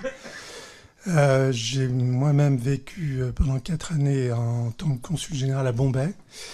Et comme vous le savez, dans la circonscription de Bombay compte l'État du Gujarat. Et j'ai été au moment où Narendra Modi était encore Chief Minister avant d'être Prime Minister. Je me suis absolument pas... J'ai trouvé que votre description de Modi et de ce qui s'est passé, notamment les événements de 2002, assez caricaturaux auxquels Modi a été élu, on a retrouvé dans vos propos de certains un discours effectivement plutôt anti-Modi. On ne peut plus être pro-parti du Congrès, vu ce qu'ont été ses résultats, notamment lors de sa toute dernière mandature. Donc, il y a une décision de la Cour suprême. Modi a été jugé plusieurs fois, il y a eu plusieurs jugements, donc il a été innocenté, à ma connaissance. Il n'y a pas eu d'inculpation de Modi. Et la preuve, il est Premier ministre. Depuis 5 ans, il n'est pas en prison. Donc voilà, ça me gêne un peu, vous voyez. Alors, je ne veux pas dire pour cela que Narendra Modi est un saint et qu'il faut le vénérer, etc. Monsieur, oui, est-ce que vous pouvez poser votre question ou est-ce que c'est un commentaire? Ma question, c'était d'abord un commentaire. Ce qui avait été déclenché, quelle était l'idée première du gouvernement Modi Alors ça a été effectivement une catastrophe. J'étais en Inde à ce moment-là. J'ai vu ce qui s'est passé, les gens qui faisaient la queue aux banques, dans les banques, etc. Mais voilà, c'est fini. Pour les impatients. Je suis navrée, je crois qu'il y a beaucoup de questions et du coup, je vais vraiment vous demander des interventions très très courtes. Sinon, il y a beaucoup de gens qui vont sortir frustrés de cette salle. Le côté caricatural qui me gêne un peu, et puis deux, cet aspect. D'accord. Est-ce qu'on peut donner le micro à l'autre personne au premier rang, s'il vous plaît? Alors bonjour, déjà merci pour votre intervention. Moi aussi, j'ai un peu habité en Inde pendant 2 ans où je travaillais pour un cabinet d'avocats à Delhi. Et du coup, j'ai une question à destination des économistes parce que une des promesses de campagne de Modi, c'était libéraliser. Moi aussi, j'ai un peu habité en Inde pendant 2 ans où je travaillais pour un cabinet d'avocats à Delhi. Et du coup, j'ai une question à destination des économistes parce que une des promesses de campagne de Modi, c'était libéraliser les investissements étrangers, faciliter le business et du coup la possibilité de créer des sociétés en Inde. Et un autre élément, c'était du coup attirer des investisseurs, un maximum d'investisseurs. Et aussi le Make in India, redonner à l'Inde un statut de producteur, manufactureur, industriel. J'aurais aimé avoir votre bilan là-dessus sur ces 3 points. Merci beaucoup. Merci. Alors j'ai vu une question de madame là-bas et monsieur, si vous voulez toujours poser une question. Et il y avait encore une question devant. Ah, vous avez le micro déjà. Bon, Je voulais simplement poser la question suivante. Vous n'avez pas, à ma connaissance, parlé de l'éducation en Inde. Or, un grand nombre a pris un avantage, il faut quand même le reconnaître, sur le plan économique, même si c'est une dictature. La différence entre les 2 pays, elle vient que l'Inde n'a pas donné la priorité à l'éducation. Elle l'avait fait au début. Nehru avait commencé et cet effort a été assez largement interrompu. Narendra Modi, il s'intéresse à ce qui est le top de l'éducation, mais le problème véritable, c'est l'éducation de la masse des Indiens. Merci. Monsieur, et est-ce que le temps que monsieur pose sa question, on pourrait donner le micro à madame qui est là-bas, s'il vous plaît, et après on laissera les intervenants répondre. Ouais, merci pour la petite voix indienne. Allez-y, c'est à vous. Donc, j'ai écouté un peu vers les derniers. Donc, moi, en tant qu'Indien, je dis on a une chance inouïe d'avoir Modi comme notre Premier ministre. Donc, j'ai écouté un peu vers les derniers. Donc, moi, en tant qu'Indien, je dis on a une chance inouïe d'avoir Modi comme notre Premier ministre. Je n'ai pas besoin d'aller dans les détails, mais quand même, j'ai juste envie de citer quelques honoraires qui ont lui donné. Par exemple, le pays de Corée du Sud lui ont donné Seoul Peace Prize. Et puis, il y a aussi les Nations Unies qui lui ont donné un prix. Il y a aussi Palestine qui lui a donné un prix. Il y a Afghanistan, l'Arabie Saoudite. Donc, ce que je voulais juste dire, est-ce qu'ils ont tous faux, ces pays-là, d'avoir donné ces prix à Narendra Modi? Merci. Moi, je ne vais pas aller tous ces points que vous citez, si c'est vrai ou faux, mais est-ce que ces pays-là sont faux? Et après, j'ai également un petit point sur les pauvretés, parce qu'en Inde, effectivement, on a encore beaucoup de gens pauvres, parce qu'on est 1,3 milliard. Mais Narendra Modi a sorti un programme qui s'appelle Ayushman Bharat. Ça, c'est un peu comme le système sécurité proche, mais maintenant presque à peu près 8 000 €. Ils peuvent être remboursés. Donc ça, c'est quelque chose d'énorme pour 1,3 milliard. Donc ça, c'est un élément. Et je pense qu'un dernier point rapide, parce que je pense qu'il faut éclaircir une petite voix indienne. On a beaucoup parlé je comprends, de le nationalisme hindou et aussi du terrorisme hindou. Mais souvent, on parle de ces éléments sans vraiment connaître c'est quoi l'hindouisme. Parce qu'on pense que l'hindouisme, c'est comme une autre religion. Mais il faut comprendre que l'hindouisme, c'est une religion. On a plusieurs dieux et déesses. On se même disait à un moment donné qu'il y a plus de dieux et déesses que des Indiens. Et qu'est-ce que ça signifie lorsqu'il y a autant de dieux et déesses? Monsieur, c'est que très rapidement, s'il vous plaît. Oui, pardon. Donc demain, lorsque vous venez avec votre propre dieu, vous êtes aussi accepté. Donc nous, on n'est pas ce côté discriminatif. Donc je remercie beaucoup. Donc c'est juste un petit point de dire, l'hindouisme n'est pas comme les autres religions. Déjà monothéiste et plurothéiste, il y a beaucoup d'autres principes derrière que souvent on a du mal à comprendre. Et maintenant, pour faire écho au titre de la conférence, donc les enjeux d'un scrutin hors norme, on n'a pas parlé des réseaux sociaux. et de leur influence dans ce scrutin. En Inde particulièrement, donc je ne sais pas si l'assistance est au courant, mais de toutes les fake news, des trolls et de la réelle influence de certains acteurs instrumentalisés par le pouvoir. Et voilà, j'aimerais qu'on discute un petit peu de ça s'il nous reste du temps. Merci beaucoup. Je vais vraiment devoir rendre la parole aux intervenants. S'il reste 1 minute, je vous redonnerai la parole. Mais Charlotte, vous voulez commencer par peut-être réagir aux commentaires ? Oui, alors déjà, très intéressante question sur les réseaux sociaux. J'espère qu'on y répondra.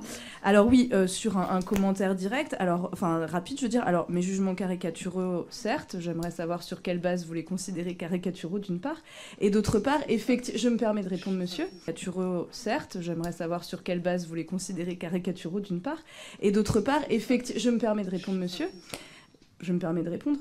Donc, d'autre part, ce que j'avance, en fait, n'est pas de mon fait, c'est-à-dire que vous parlez de la Cour suprême. Alors, effectivement, la Cour suprême n'a pas reconnu la responsabilité de Narendra Modi. Elle a reconnu, en revanche, la responsabilité de ministre de son gouvernement, dont une qui a fait de la prison et qui est sortie de prison récemment pour raison de santé.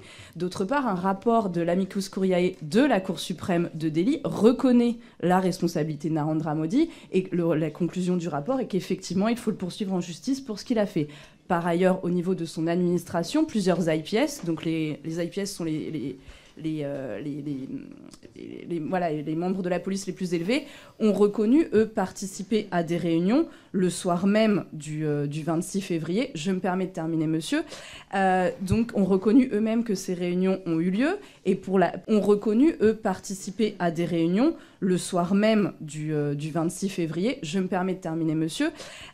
Donc, ont reconnu eux-mêmes que ces réunions ont eu lieu, et ont témoigné dans le cadre de ces commissions pour dire, donc Sanjay Bhatt, pour le nommer, vous pouvez aller vérifier par ensuite, lui-même a dit qu'il avait reçu des instructions très claires de Narendra Modi qui étaient de laisser faire. Par ailleurs, pour finir juste, plusieurs éléments, la Human Rights Watch, Amnesty International et d'autres ONG ont documenté également la responsabilité de Narendra Modi.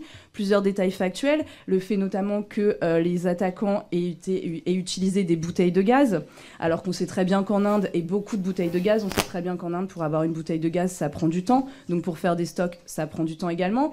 Par ailleurs, je suis sûrement dans la caricature, mais il s'avère quand même que j'ai travaillé à peu près 5 ans sur la question et que j'ai rencontré pas mal de gens sur le sujet, notamment les victimes qui vous racontent que dès novembre 2001, je suis sûrement dans la caricature, mais il s'avère quand même que j'ai travaillé à peu près 5 ans sur la question et que j'ai rencontré pas mal de gens sur le sujet, notamment les victimes qui vous racontent que dès novembre 2001, donc Narendra Modi est nommé comme ministre en chef en remplacement de Keshubhai Patel en septembre, et les pogroms ont lieu en février 2002. Donc les enquêtés vous racontent qu'eux ont vécu des recensements informels, en fait, entre cette période de l'année, entre son arrivée au pouvoir et le début des pogroms, recensements informels qui ont permis d'ailleurs, dans certains quartiers comme Judges Bungalows, où la plupart des restaurants ont des noms hindous et sont végétariens, mais sont tenus par des musulmans, d'être ciblés par les attaquants, alors que rien à l'extérieur ne pouvait indiquer, en fait, qu'ils étaient tenus par des musulmans, si ce n'est à avoir les registres de commerce. Donc effectivement, comme on est dans le cadre d'une conférence, j'ai été un peu à grands traits sur comment j'ai présenté les faits. Après, et alors j'ai horreur de faire ce genre de publicité, mais je vous invite à lire mon ouvrage où tout est... La parole à Olivier Dallage pour quelques éléments de réponse aussi. Alors, je vais commencer par les médailles. Pourquoi Narendra Modi reçoit des médailles de tous ses gouvernements ? Réponse, parce que c'est de la politesse diplomatique et ses prédécesseurs ont aussi reçu des médailles, et ceux qui viendront après auront également des médailles des différents pays. Le pétrole, est-ce qu'il y a du pétrole en Inde ? Réponse, oui. D'ailleurs, au large de Bombay, on voit des forages, etc. Est-ce qu'il y en a assez ?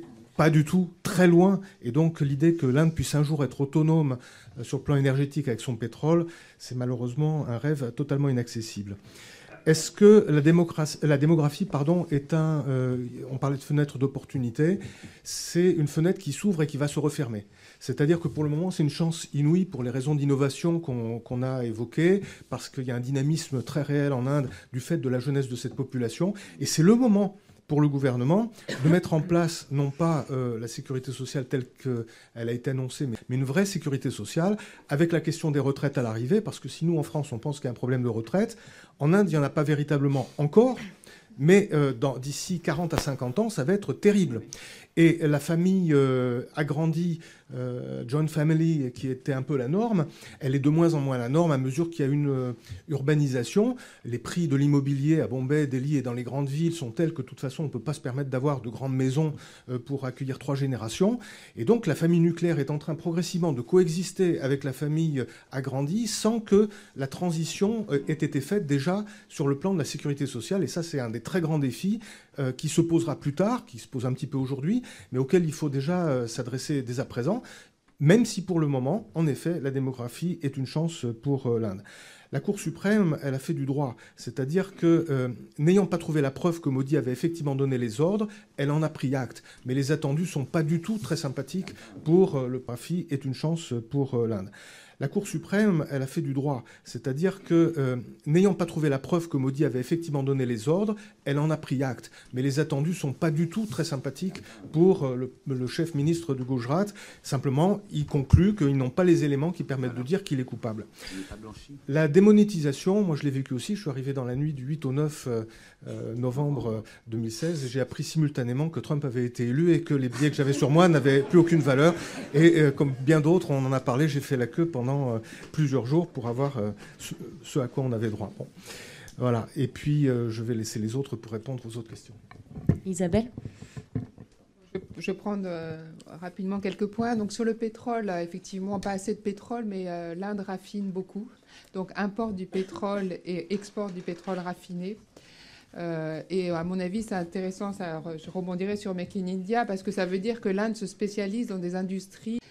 Donc sur la question de Make in India, la libéralisation des investissements directs étrangers, la réponse qu'on peut donner, c'est oui, mais. Donc oui, quand on regarde les chiffres à l'OCDE, on a des indicateurs de restrictivité de l'investissement direct étranger.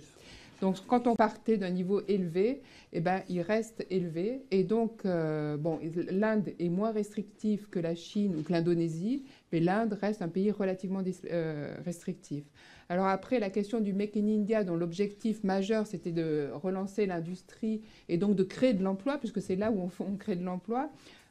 Pourquoi finalement les objectifs n'ont pas été atteints, puisque l'objectif, c'était de porter le PIB industriel à 20% du PIB total. Il y a des facteurs qui ont joué de façon positive. C'est la mise en œuvre de la Good and Service Tax qui devrait produire des effets, mais il y a quand même la question de l'acquisition des terrains, qui est une question majeure pour quand on veut ouvrir un site industriel.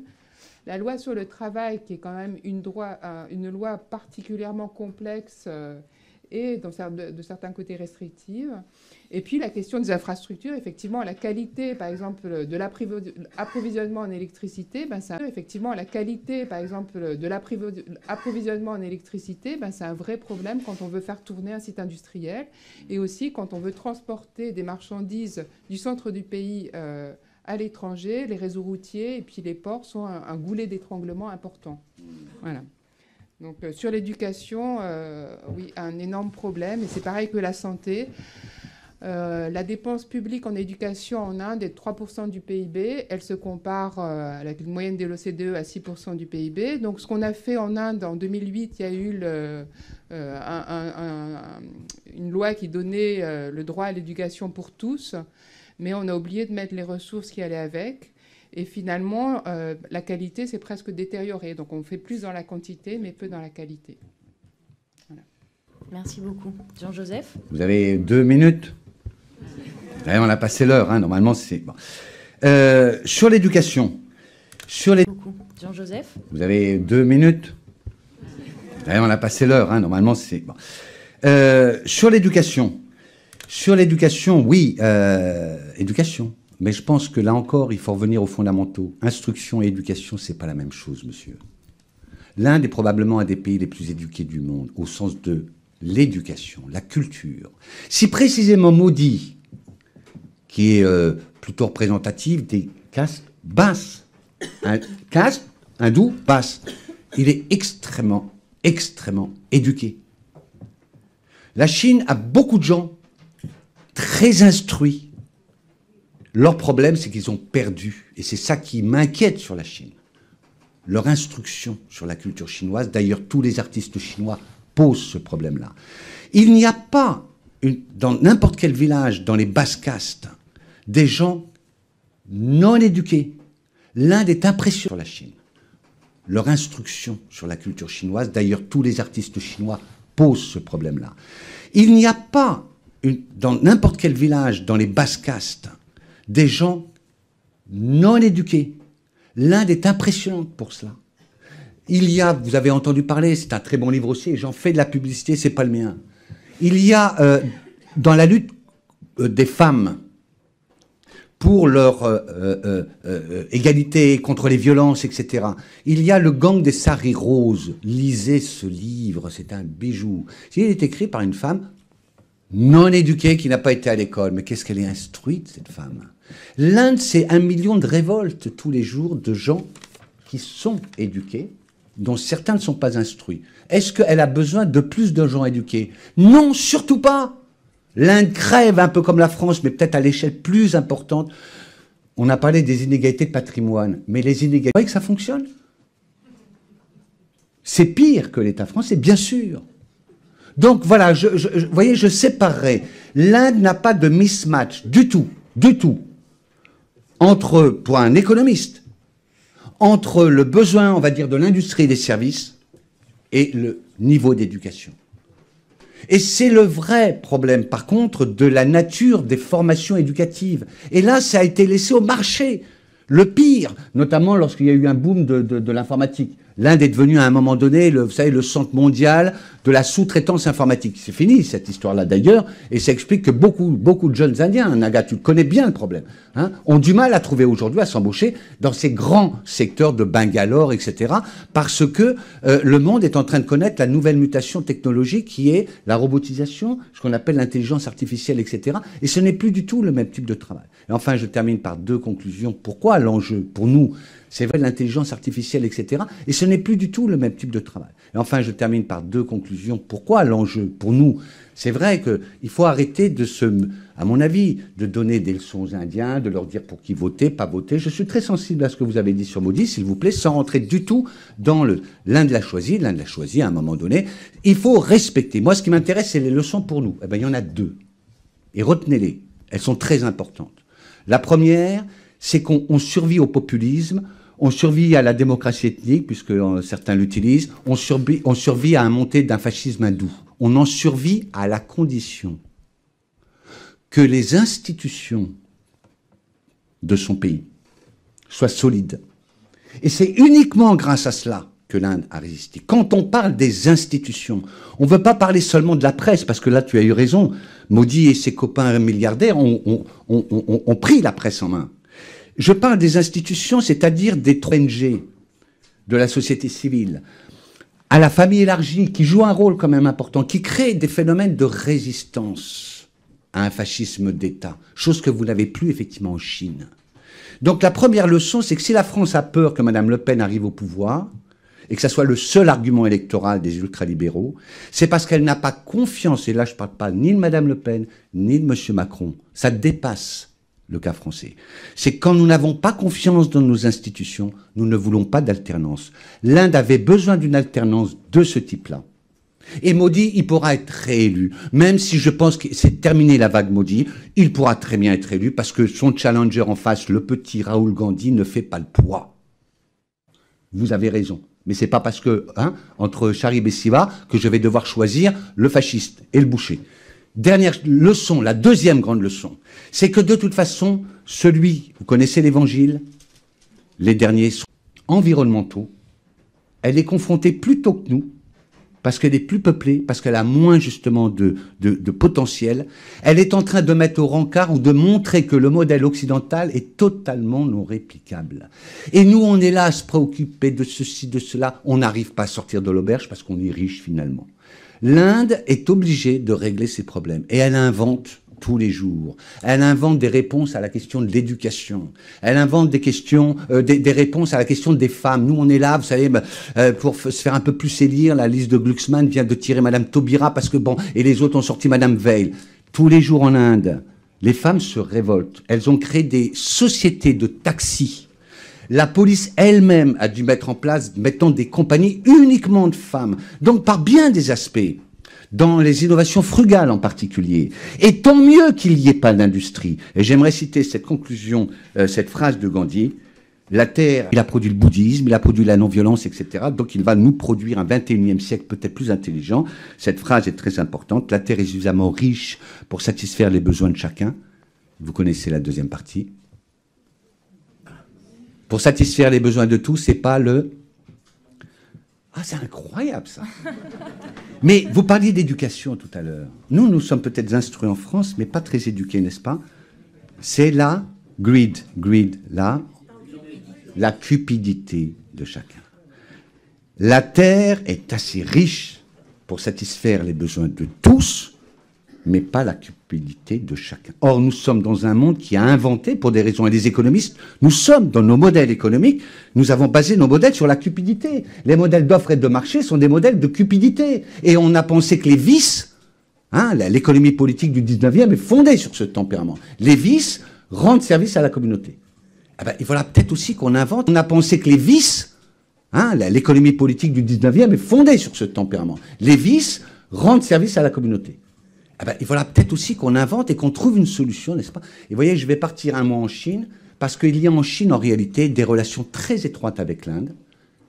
Ben oui, le bouddhisme indien a été très, très, très développé en Chine.